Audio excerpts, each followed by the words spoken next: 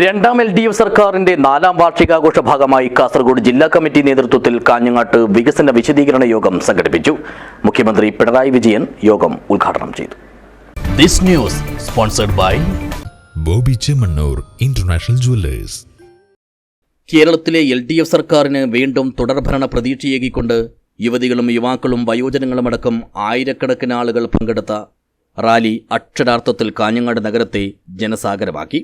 രണ്ടാം പിണറായി വിജയൻ സർക്കാരിന്റെ 4ാം വാർഷികാഘോഷത്തിന്റെ സംസ്ഥാനതല ഉദ്ഘാടനത്തോടനുബന്ധിച്ച് LDF കാസർഗോഡ് ജില്ലാ കമ്മിറ്റിയാണ് റാലിയും പൊതുയോഗവും സംഘടിപ്പിച്ചത്.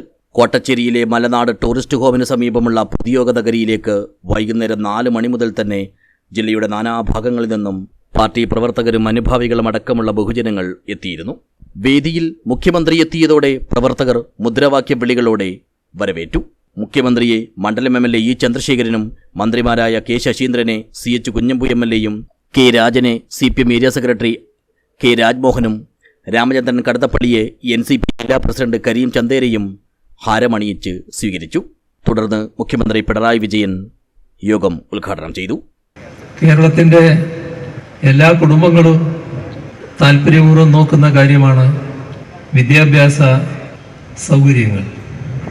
നിർഭാഗ്യവശാൽ 2016 മുൻപുള്ള കാലം ഓരോ കുടുംബവും വല്ലാത്തൊരു ആധിയിലാവുകയായിരുന്നു. കുട്ടികളുടെ പഠനം, അതിനുള്ള സൗകര്യങ്ങൾ, നമ്മുടെ പൊതുവിദ്യാഭ്യാസ മേഖലക്കുള്ള ഒട്ടേറെ ന്യൂനതകൾ, ഇതിനെക്കുറിച്ചെല്ലാം എല്ലാ കുടുംബങ്ങളിലും വേവലാതികളുണ്ടായി.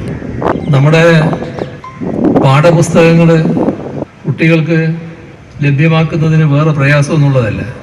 കാരണം പ്രസ്സിൽ അച്ചടിക്കാൻ കൊടുത്താൽ കൃത്യമായത് അച്ചടിച്ച് കിട്ടുന്ന കാര്യമാണ്. പക്ഷേ ആ കാലത്ത് പാഠപുസ്തകങ്ങളുടെ പാഠഭാഗങ്ങൾ ഫോട്ടോസ്റ്റേറ്റ് എടുത്ത് കുട്ടികൾക്ക് ക്ലാസ്സിൽ പഠിക്കേണ്ട ഗതികേടുണ്ടായി. എത്രമാത്രം തകർന്നടിഞ്ഞ രംഗമായിരുന്നു അത് എന്നാണ് അത് വ്യക്തമാക്കുന്നത്.